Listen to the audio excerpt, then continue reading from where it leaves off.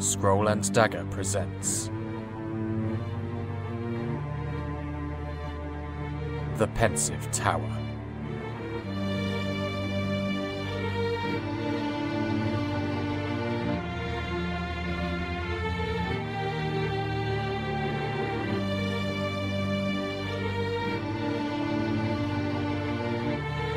Episode 20. Storm Clouds.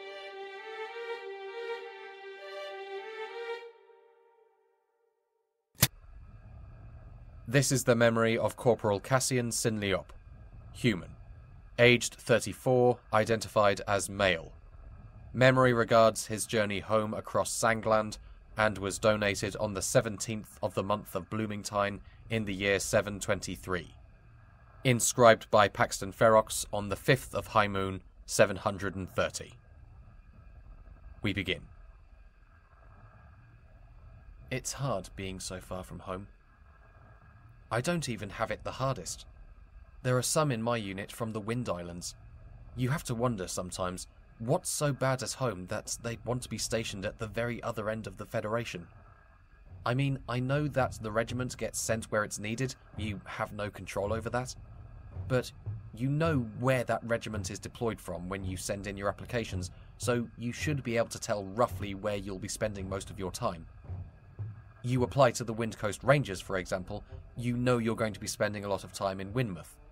You sign up with the 42nd, South Dolder, you're going to be seeing a lot of Dulworth. And if, like me, you sign up with the Tour of Saran's own volunteers, the Bold 82nd, it's pretty obvious you're going to be operating in northern Sangland. And when hostilities start bubbling with Kupia, you can pretty much guarantee that we're going to be among those sent to the border for a bit of flint cocking. There was never any doubt of me joining the army. I've known it's what I wanted to do since I was a kid. My mother and her father served in the forces, and I wanted to follow in their footsteps. They both talked about the honour of serving the Federation, protecting our people from those who mean us harm. My mother even fought during the pacification of Vivok. She told me and my sisters all these stories about her time there, in the Southlands, about the big battles she saw. The Siege of Eshabas, the Battle of Oran Dunes. It was enough to convince me that that was what I wanted to do. I didn't get the grades I needed to go to the Officers' Academy, but that was fine. My mother had been an NCO, and if that was good enough for her, then it was good enough for me. I didn't join up straight away, though. My mother insisted I get a full education before I signed my life away. Said I should have something to fall back on.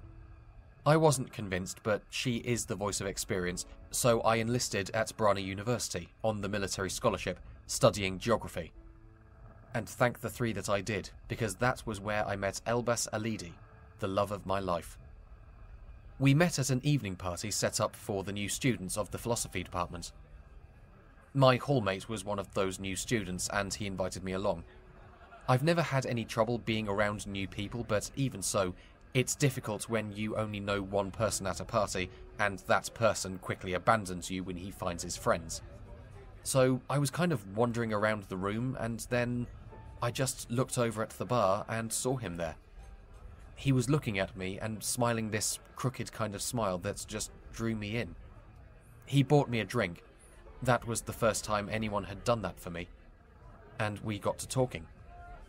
He told me he was there studying ethics, focusing mainly on Aquilian theory. That kept us talking for a good long time. I don't know how long, if I'm honest, but I don't think either of us said much to anyone else there.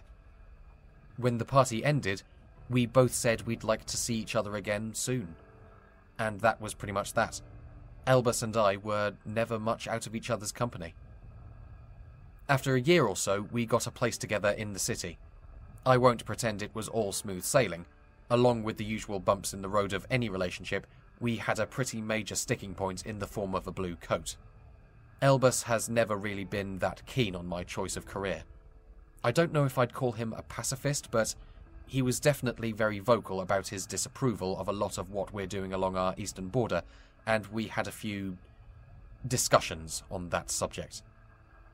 That's not to say he wasn't supportive. Anytime I had to go in for an aptitude test or a physical exam, they were part of the price for the scholarship, he always came with me to give words of encouragement or help with any last-minute revision.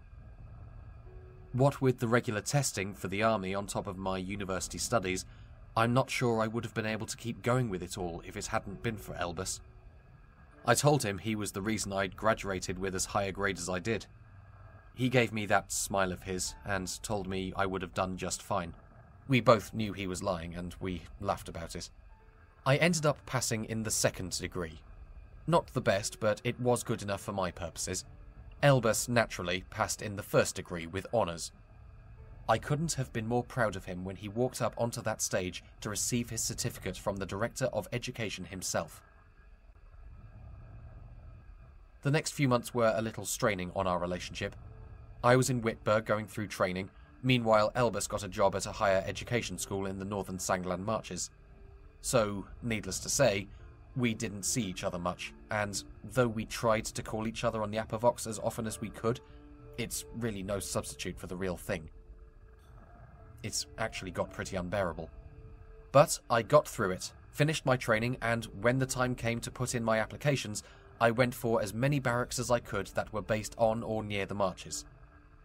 I got lucky and was assigned to the 82nd Infantry Regiment, the Tour of Saran's own volunteers, which meant while the barracks were in Almari, we were close enough to Elbus's new home that I was able to take a coach into the city.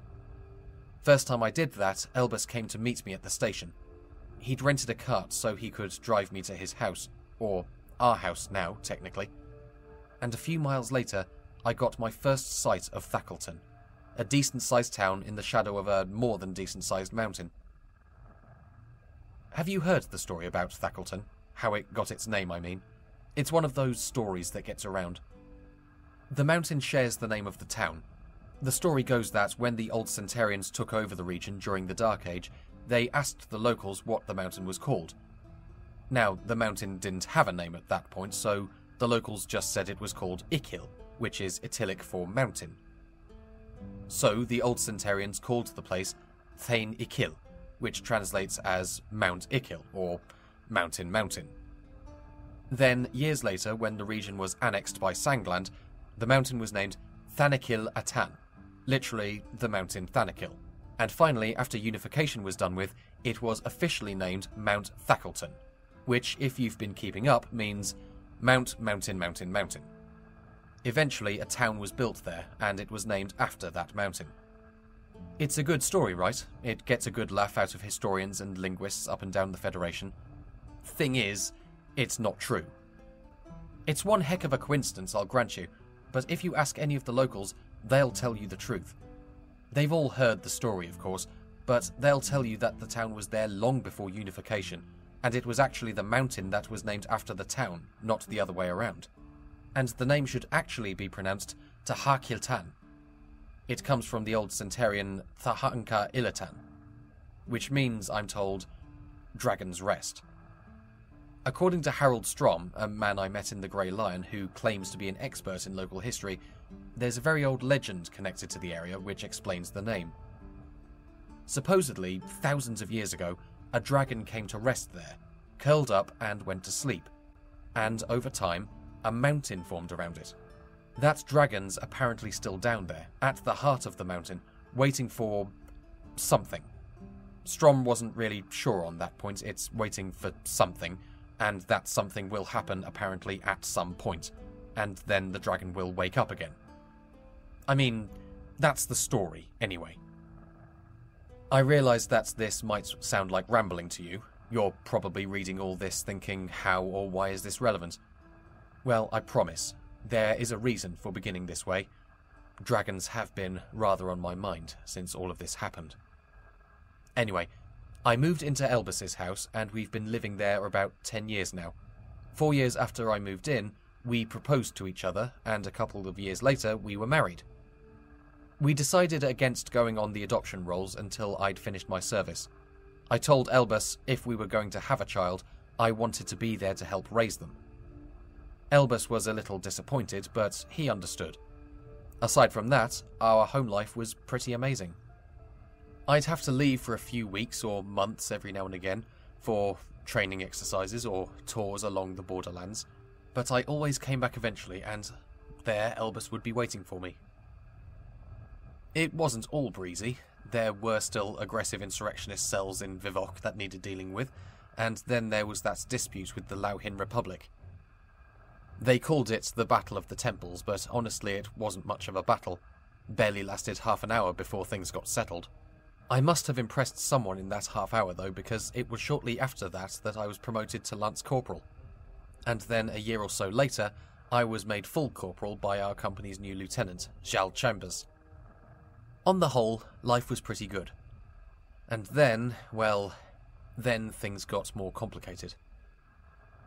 It all started 6 months ago, with the 82nd getting deployed to the eastern border. Things have been getting tense with Kupia for a while now, and there had been reports that they were massing heavy armour along the Gira River. So naturally, a few of the Sangland regiments, including the 82nd, got sent over to the border. We weren't expecting any action, not at first anyway. We just had to go there, make a show of force, maybe have the gunners send a few warning shots over the river. The important thing was to appear strong and not let the featherheads think we look weak. Not too tall an order, we thought. They'd take one look at our cannons, then they'd think twice about trying to push any further. It was hard saying goodbye to Elbus again. I'd only just gotten back from a recent training exercise, but I promised I'd come back as soon as I could. Before I got on the train, he gave me a new pocket watch. He said it was something to remember him by and count the minutes until we were back together. I loved it and told him I'd keep it on me every minute. We both had a little laugh at that, then I got on the train. As we were leaving the station, I kept my eyes on him the whole time. I kept waving until I couldn't see him anymore. My company was stationed in Headgear, under the command of Major Anuruk. As an infantry regiment, we didn't really have much to do beside the daily drills. I think we could all tell the Major was chafing at all the flint cocking, saw it as a waste of time. I heard a couple of the lieutenants saying they'd heard him talking about how we should either advance over the river or go home. All this sitting around was good for nothing. And it was hard to argue. Especially after the first few months went past and we never even saw the Kupians. The officers kept claiming they were watching from across the river, but I never saw any proof of that. And we were out often enough. There were drills, of course, but we also had weapon practice and kit maintenance, all out in the open, whatever the weather was doing. Not to mention, we'd also be sent out from time to time to patrol the riverbank, make sure no one was trying to sneak across. We never saw a soul, but apparently it was necessary. The days were long and hard, and on the whole, very dull. So when the Major said our company would be able to take 2 months' leave, I don't think any of us were sorry to see the back of the place. We were all there to do our duty, of course, defend the Federation and all that, but it's a little hard to keep up the patriotic spirit when you've not seen the people you're defending against. I was going home to Thackleton, obviously, but before I went back, I wanted to get something for Elbus. He'd gotten me the watch to help me think of home, and I wanted to get him a memento of somewhere I had been. So, before I caught my train back, I went to the Headgear Market District to see what I could find. The place was a hive of activity. From one side of the street to the other, wall to wall, there were stalls and booths selling almost anything a person could imagine. Never mind that all-out war might break out tomorrow. On this day, there was peace, and so commerce would continue going ahead. I moved through the throng as gently as I could, though once or twice I did have to shove my way through a press of people. I was wearing my full uniform, which got a bit of attention, and got some people moving out of the way, but with so many people, and a lot of them Tauroxan, I don't think I was very easily seen. But I was finally able to make my way to a line of stores that I knew from a previous trip into the city sold locally made jewellery. Elbus likes rings, so I was looking through the trays they had on display. I wanted something that wouldn't be ostentatious, but still something impressive. Simple yet elegant, that was what he liked. I wasn't alone there. There were several others poring over the trays. Most of them were humans, but there were a few others. They didn't look local, but they definitely weren't military either. I thought for a moment they might be Kupian spies, but I rejected that idea almost immediately. There were no humans in Kupia, and even if there were, Why would they be wasting time looking at rings in the local market? I quickly forgot about all that when I spotted what looked like the perfect gift for Elbus. The band was tarnished yellow with a twisting vine pattern worked into the metal. At the point where the stone might be set in another ring, a circle of tiny garnets was instead inlaid into the ring in the shape of a rosebud. It was simple but stylish and undeniably elegant, exactly Elbus's style. I bought the ring and turned to leave, and that's when I saw him. He was an Orklin, about average height, with red hair and one broken tusk. I thought at first he was a soldier from my unit. He looked a lot like Private Armac Dowell, and I was about to go over to say hello when I realised my mistake, which is why I was looking at him when he turned to face me. I knew then that this definitely wasn't Private Dowell. For one thing, Private Dowell doesn't have two different coloured eyes, and for another, Private Dowell doesn't have a large tattoo across half of his face. I'd never seen a design like it. It looked like a serpentine creature coiled up upon itself. I might have thought it was a snake, except it had arms and legs. From its body jutted shapes that I think were supposed to be lightning bolts. A memory came to me then of a picture I'd once seen in a storybook I'd had as a child. Cuin the Monster Slayer, I'm sure you've heard of it. And I realised that the tattoo looked very much like the dragon in that book. A vivid blue eye stared out from the middle of the creature's coils. His other eye was dark brown. Both eyes were fixed on me. He didn't seem angry, didn't look like he intended me any harm. His expression was actually rather tranquil. I didn't know what this guy's problem was, but I had no interest in making it my problem. I had what I needed, and I had a train to catch. I turned, thanked the store owner again, and began making my way back through headgear. I looked back only once. The Orklin hadn't moved, hadn't come after me, but he was still staring at me. And as I looked, I could see others, more strangers, turning to look at me. All of them had that same emotionless face. I turned back and quickened my pace. The station, thankfully, wasn't far to go, and I had booked my ticket in advance, so all I had to do was get in, find the Trans-Baressa line, board the train, and sit down. I think it's fair to say that the encounter had rattled me a little. I mean, I had my side sword on me, so I knew I could defend myself if things got nasty, but I wasn't really keen to draw it on a federal citizen. You know, unless I really had to. I'm not sure why I was so affected. I've had people give me much scarier looks than that, and with weaponry to back it up. But I didn't have to worry about that anymore. I was on the train, heading back west to see my husband. All was well. Or so I thought. We were just passing the Giran Mountains, and like they do on long train journeys, attendants were coming along the train offering refreshments. It was a Raken girl who reached me, her bald tail wrapped around her waist like a belt. She was pushing a cart loaded with different drinks. She asked me in a friendly voice if I wanted anything. I was about to ask for a mug of beer when I noticed the hand that was resting on the trolley. There, tattooed on her wrist, was a design I recognised. The same coiling dragon, with thunderbolts spiking out from it. The attendant must have caught me staring because she asked me if I was well. I pulled myself together and said, yes, I was quite well. I asked her about the tattoo, doing my best to sound casually interested. She looked down as if unsure what I was talking about. It was as though she'd forgotten that she had it. Then her eyes seemed to brighten.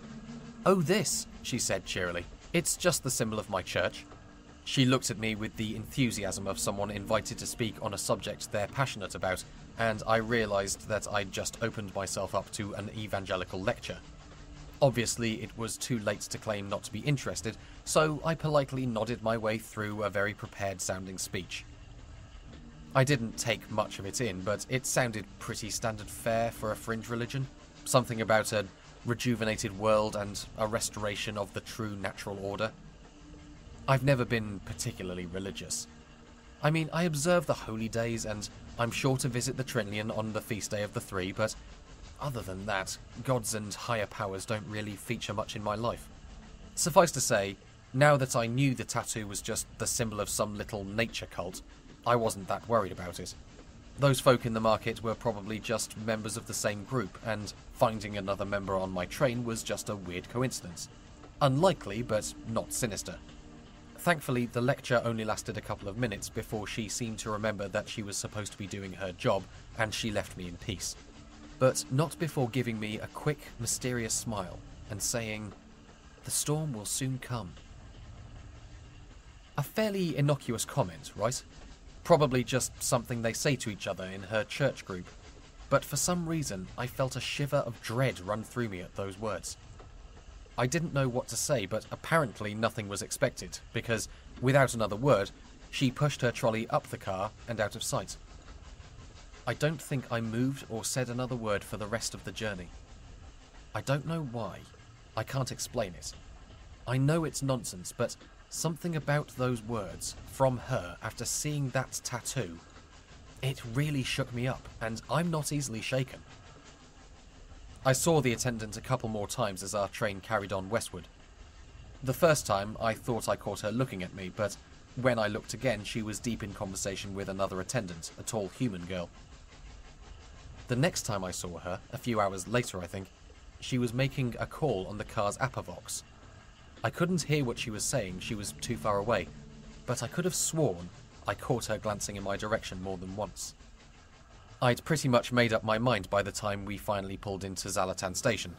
The train did go all the way to Almari, but by this point I'd worked myself up quite a bit, my brain coming up with theory after theory, each more terrifying than the last, and I just wanted off that train.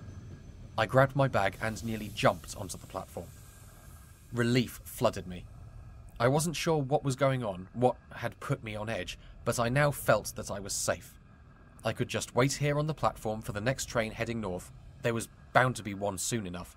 I'd be a little late, but it was worth it for my peace of mind. I looked back at the train as it pulled out of the station. My eyes were immediately met by the Raken girl. There was no doubt about it now, she was staring right at me through the window. I couldn't move. I could only stand there, staring right back at her. She gave me that same cheery smile that she had used earlier and raised a hand in farewell, waving at me like I was an old friend. Her sleeve slipped down a bit and I saw that tattoo again, the dragon showing up dark against her skin. I didn't move a muscle until the train had left the station and was out of sight, not until I could no longer hear the puffing of the engine or the sound of the heavy wheels on the tracks. Only after it had faded into silence did I begin walking, very calmly to one of the benches. Everyone there was giving me a funny look. Hardly surprising, I'd just been standing there like a statue for several minutes while everyone else moved around me. But it didn't matter. I was safe. I was off the train and away from that weird girl, and whatever her problem had been didn't matter now. I closed my eyes, took a deep, calming breath, and opened them again. And that's when I noticed, on the opposite platform, a man. Human, dark-skinned but with pale hair, looking to be in his late 20s, with the kind of scarred face that only comes from years of seeing heavy action. A sword and pistol hung on his belt. He was looking straight at me. He raised a hand and waved it in a friendly manner, but I was looking at his neck, where I could see the shape of a now all too familiar tattoo. You know the old saying, once is happenstance, twice is coincidence, 3 times is time to run. I wasted no time. I ran. Final notes. The memory cuts off there. I think this was the last one written in this book, and they just ran out of pages. I did ask the underlibrarians to track down the rest of it, but they weren't able to find it in time, and the High Librarian was getting impatient. I suppose this was to be expected. We all just returned to work after the New Year festival, and everyone's still a little sensitive, so no one's performance is quite back up to standard yet. I'll have to attach a note to this mimeograph to say it's incomplete, and when the librarians track down the rest of it, I'll add where the second part can be found. I'm hesitant to give my thoughts on it until I know the full story, so until we find the rest of it, inscription complete.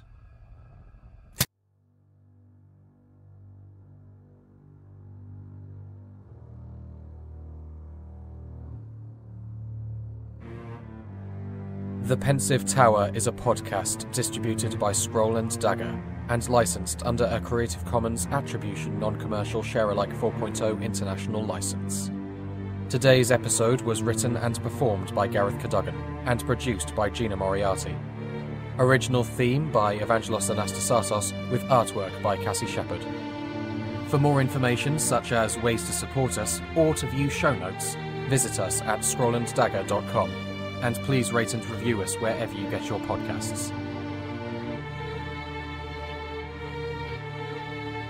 Thank you for listening.